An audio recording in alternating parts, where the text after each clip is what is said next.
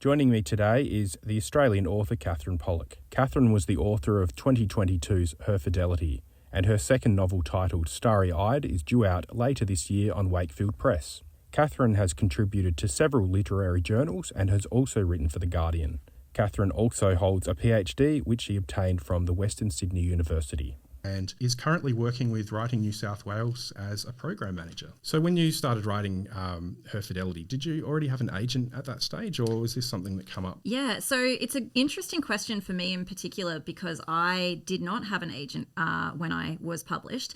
I sort of have a kind of a reversal of how that normally would unfold. So I had been seeking publication for a little while and I was made an offer with who would go on to be my publisher, Penguin Random House. I went to who is now my agent, Benithan at Zeitgeist Agency, to basically show him the contract that I was offered. I didn't have any sort of knowledge of the jargon and the legalese and all of that jazz.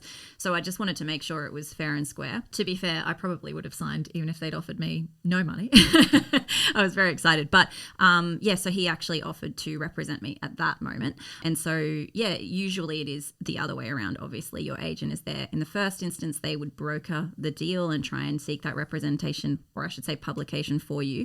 But I kind of went the other way around, which is, I've not heard of too many people having it that way. But, different strokes for different folks. It did work out for me in the short and long run. Okay. So what kind of role does your agent currently play in your career? Is it something where you're speaking on a weekly basis, monthly basis, or are they ringing you up saying you haven't done enough work this month? Or not for me, thankfully, although that might motivate me. So I'd be open to it. So again, I think it is very different for everyone depending on their agent and agency. My agency is quite small, has a large rota of clients of, a very impressive caliber, but it's a pretty small team. So I try not to pester my agent too much, although sometimes I'm prone to sending a text, when I'm in a panicking moment and then sending another one saying, I know you just got the other one, please reply. Generally speaking, I would try and just sort of send an email or a text or give him a call when there was something of note. So, I'd finished a manuscript and I wanted his thoughts on it. In the lead up to a book, there's a lot more contact, obviously. So, talking about interactions with the publisher, setting up events, all of these sorts of things. There's a whole host of ways in which we interact. We just had a Zoom the other day with my new publisher. They're not Sydney based, so we did that online.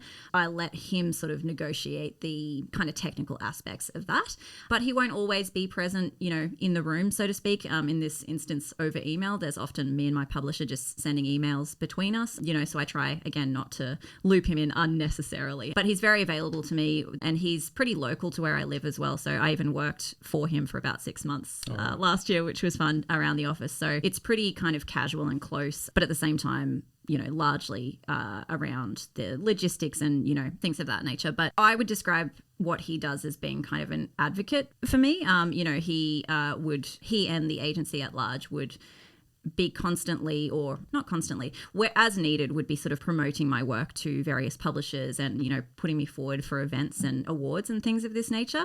So, even though he wasn't there to broker the initial deal, it's well been worth it because he's, in my court, which is very important, particularly in moments when, you can't see the woods for the trees and you might be a bit downtrodden. Does he read your work and give you any feedback? I try not to push that too much, but certainly he will be a beta reader for me, as they call it, before we send the manuscript out, and has definitely made suggestions even to align levels, although a little bit more sparingly. Usually it's bigger picture considerations so that the manuscript is as polished as it can possibly be before putting it out. Speaking of editors, how have your relationships been with the two editors that you've had so far with your books? So it is different from publisher to publisher, as in all aspects of the relationship. My editor with Penguin Random House, my first book, it was largely track changes in a Word document. So we would start with sort of bigger picture things, so thematic and structural, and then we would sort of, narrow down to kind of syntax and grammar and things of that nature. And it was quite fastidious,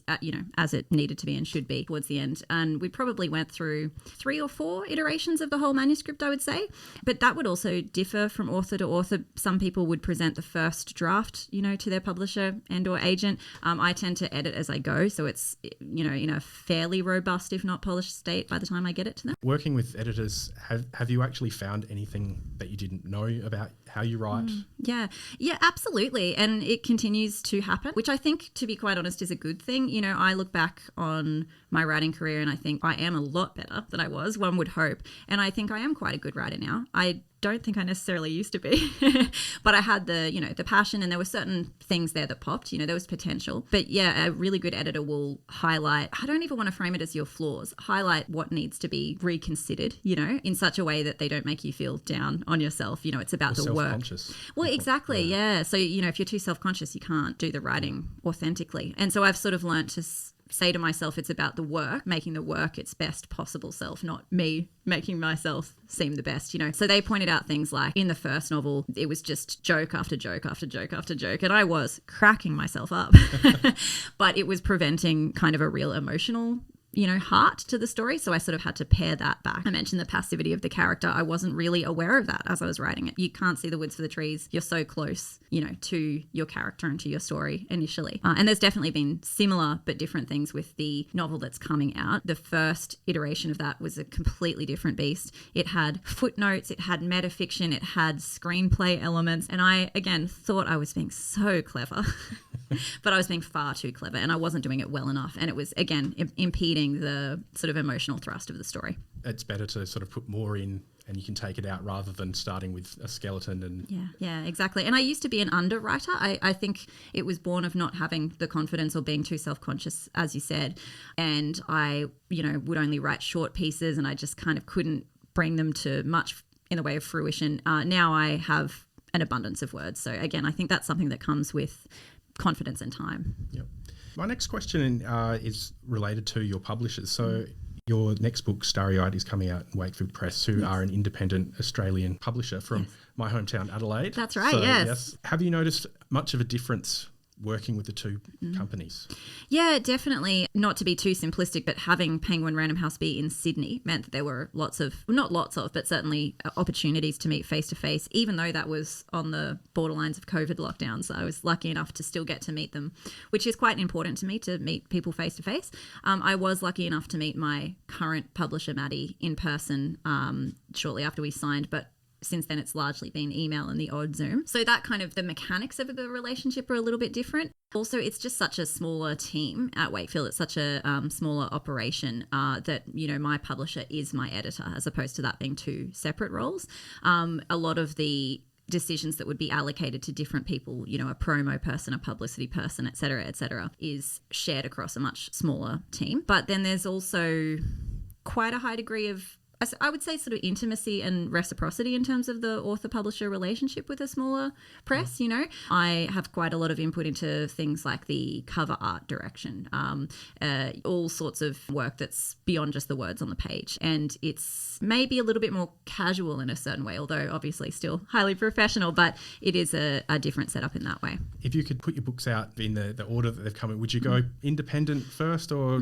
Yeah, again, I feel like I've got this funny habit of having this reverse order to how a lot of people would do things. I think a lot of people would start with an indie and either stay with them. There's absolutely nothing wrong with any way you get published, To be honest, I think it's all useful experiences. There's good and bad to any aspect. Being with a big publisher has many benefits, you can imagine. The amount of books that can go out into the market, the amount of resources for interviews. Off air we were discussing music and Triple J and things like this. I managed to get interviews with, pretty cool folks on Triple J and ABC and all these sorts of things. But again, you are sort of one small fish in a big pond with a big publisher. So, as I said, there's a certain intimacy with a small publisher that's really beneficial. So as far as social media goes with your career, you're on, I've seen your Instagram. Yes. Are you using any other platforms? No. So I have thought about this and had this discussion with my agent and respective publishers many times as to if I should, become a TikTok girly. And they've basically said, do you feel comfortable with that? And I've said, no, it terrifies me. And they've said, then don't bother. The general attitude that I've encountered or been told is, do one thing well, as opposed to spreading yourself thin across many platforms. My next question relates to the audiobook version of Her Fidelity. Yes. Zinzi Okenyo was the reader, and as I said off air, she did a fantastic job. Yes. She really brought it to life. Yes. You were saying that you were able to listen to a few possible contenders for who was going to read? Can Yes. you elaborate on that again? Yeah, absolutely. So basically they audition voice actors. So, much like acting in a broader sense, they would be sent a small extract to read, and I believe a synopsis of what the book is about. In a fairly short time around, asked to record a little sample. The sample that they sent was probably just a paragraph or two, very short, and it was from a particularly rude, silly moment in the book, but it was a particularly funny thing to hear my silly words being read in 3 different voices. So I got to listen to 3 different folks and then basically cast my vote as to who I liked the most. From memory, they were anonymized. Don't quote me on that though. I may have had access to who was recording. I can't recall.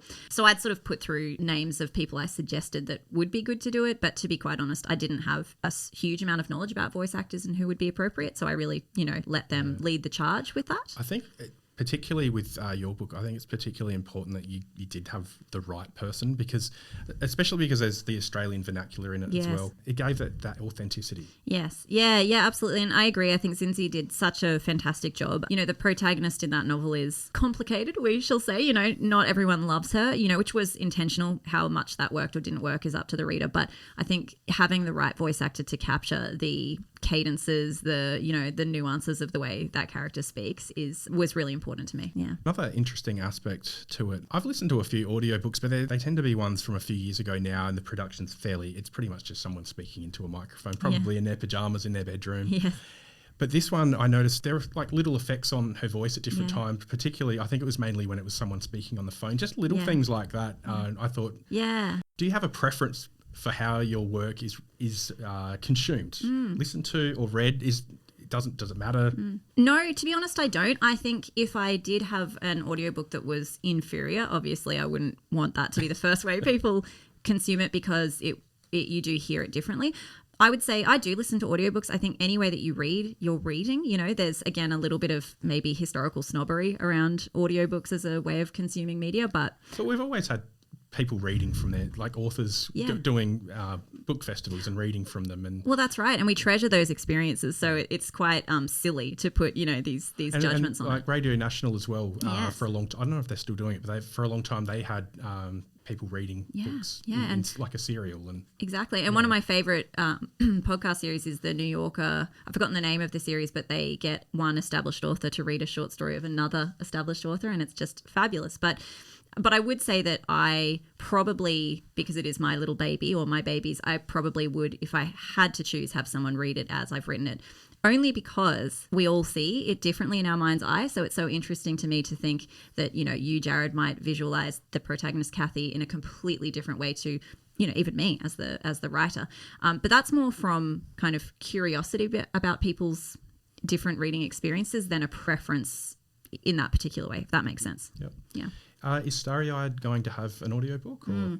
Hopefully. So this publisher does not do audiobooks themselves. So my agent and I are trying to get that happening independently. There are benefits to that in the sense that it's a kind of a separate contract, so a separate amount of money. I always feel a bit crass putting it in those ways. So it's not necessarily a bad thing. Yeah, exactly. I remember my parents saying, you don't talk about religion, politics or money. And all I do is talk and write about all 3. So there are benefits to it. But transparently, it is an extra thing to do that is a little bit more difficult to engineer. So hopefully it will happen. It may be slightly staggered from the release of the print book, but an ebook will certainly be happening. One of the services that you offer, it's on your profile in Writing New South Wales, is ghostwriting. Yeah. Have you written any books as a ghostwriter? And if not, is there anyone that you would like to write one for? I was a bit cheeky in putting that on my Find a Writer directory profile. It's okay. That's okay. Writing New South Wales has since hired me, so not as a ghostwriter though. No, it's something I've always loved, the idea of doing. I know folks who do it, and I think it's such a fascinating world. There's all sorts of ethical considerations. It's a whole nother conversation, I think, but I'm really intrigued by it. It's, I think, a pretty difficult one to break into. So I haven't, but to be honest, I've not really tackled it, wholeheartedly in trying to make that happen. So you asked me if there's someone's book I'd like to ghostwrite. Ideally, in an ideal world, if I were hired to do that, that is such a great question. It would probably be You know how a lot of celebrity memoirs are ghostwritten, even if they don't disclose that? It would probably be someone with, some kind of crazy backstory, but just not much of a gift for the gab. I'd like to be able to sort of inject a little bit of flair there, but that captures let's say it's a musician, the kind of their charisma and stage presence. This is an egregious thing to say, but I'm a big fan of Stephen King, and I think that would be a really funny one to try and do, but he doesn't need my help. Not at all. Get on the socials. That's right. Badger him. Make it happen. Yes, we'll be best friends, and I'll be maybe not ghostwriting, I'll be co-writing with him. Let's say that. And lastly, is there an equivalent to an author hearing their song on the radio? I love that framing. It's such a great analogy. And I think there are many equivalent moments. So I'm such a fangirl. I'm unashamed. I've been in this business for several years, but I still think of myself as more emerging than established. And I think I always will. This is a slight tangent, there's an author, I believe, who quoted saying, you've never arrived, you just keep showing up to the door. I can't remember who to attribute that to, but it's always stuck with me. And I think when you're in that mindset, every time you have an exciting moment, it feels like hearing your own song on the radio. I think hearing little radio interviews and podcast things that I'd done with the first book was really exciting. But the things that have stuck with me and continue to be really exciting is, we mentioned before, maybe getting a message from someone on Instagram saying they loved my novel, or unexpectedly getting a really nice review. And even just, to be honest, meeting writers that I love. We mentioned that I did some panels at the Newcastle Writers Festival recently, and I was constantly at least clocking eyes with writers that I'd either met or not met, and it continues to be really exciting, and you realize what a supportive community it is as well. It's not combative or, riddled with jealousy, at least not at large. So that continues to be super exciting. I have my own sort of version of that for you. It relates to you. It's not for me. So the first time I saw you was a lecture in 2023 where you read a chapter of your book. And then I think about 12 months later, I went into the Sutherland Library and I saw your book. It was on the end, the display. You know how they have the displays on us? It was cool to see that. Thank you. That's such a special anecdote. I really treasure that. That's so meaningful. But yeah, it definitely brings me excitement as well. So yeah, I'm not cool enough to say it doesn't. So there's no facade here. Is there anything you'd like to add? No, just to say the new book Starry Eyed will be released a little bit later than initially thought. So mid-August. So stay tuned for book launches. But yeah, otherwise just thank you so much for having me. It's been a delight. All right. Thank you very much, Katharine. Thank you. Thanks.